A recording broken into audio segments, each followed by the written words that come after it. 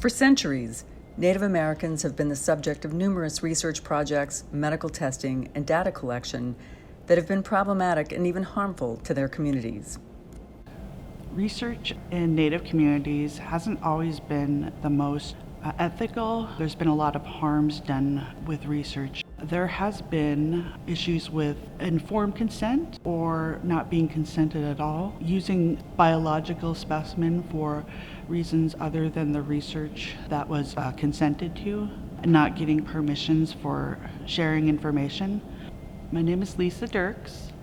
I am Ununguk from Atka, Alaska. I am a PhD candidate at the University of Washington at the Information School here. Lisa's work explores the collaboration between Indigenous communities and health researchers. In particular, how research results are conducted and disseminated back to the communities. For example, a study was done in the 1990s with the Havasupai community in Arizona, where researchers were again invited by the community to look at a high incidence of diabetes that was occurring there. However, they also used the specimen that the community members shared with them for other research studies that were not approved of by the tribe or by the individual participants. To help address some of these issues, the University of Washington created the iNative doctoral program to recruit and train Indigenous scholars to confront the information challenges in Native American communities. One of the motivations for having a group like iNative is because tribal information is part of our sovereignty.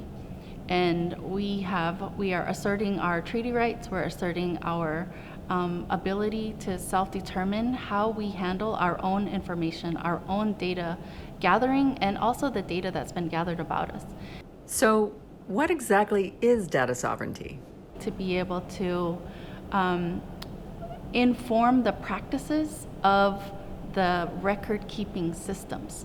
And so record-keeping systems happen within cultural institutions like museums, libraries, and archives.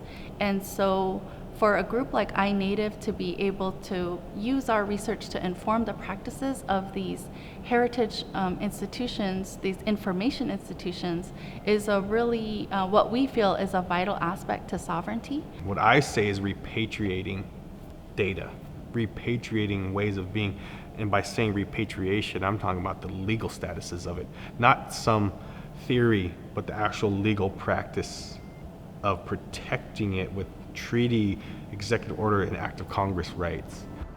Before she began her doctoral studies, Dirks worked in health research at the South Central Foundation in Anchorage, Alaska, which provides Indigenous-led healthcare to Alaska Natives. There, she conducted research on Alaska Natives on a variety of subjects, but always worked closely with the communities. Tribal councils are also a great place to seek out permissions and collaborate with on ensuring that the research that you do in those communities is appropriate to those communities, isn't dangerous, isn't as risky as some of the research that has been done in the past. Dirks says that one of those projects was a study conducted by the Air Force in the 1950s. Known as the Alaska Isotope Study, radioactive capsules were given to Alaska Natives, including pregnant and lactating women, to determine the effects of a cold climate on their thyroid gland.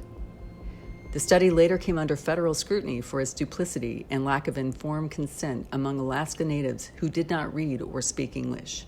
There is a lot of things that have happened to Native people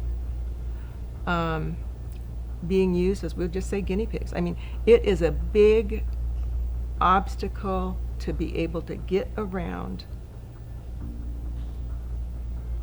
because of past experiences that we've had as Native people working with researchers. Eileen Sylvester has worked at the Anchorage-based South Central Foundation for 25 years. She says that Alaska Native tribal leaders demanded complete control over their health care and data because of the issues around research in Indian country. Our executive committee of our board actually is the one that will evaluate all of the research actually concept proposals, the proposal, the abstracts, and then finally the projects and the manuscripts. And so they are the ones that are the gatekeepers for anything that would touch our people, our resources, our spaces, and really hold the researchers accountable for the project to ensure that what they're doing actually could enhance and really benefit the Alaska Native people.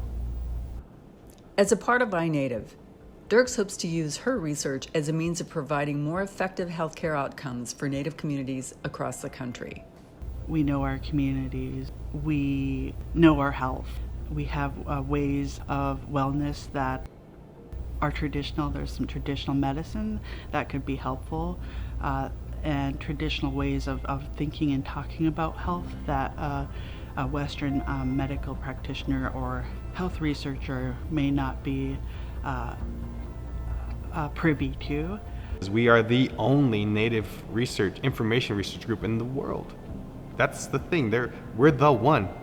And when you are the one, and you are you are the catalyst, you are the one pushing out data, pushing out research methodologies, pushing out data sovereignty, pushing out appropriate collaborative research methodology. You get to write the history, rewrite the history with our own lens. And I think that's been amazing.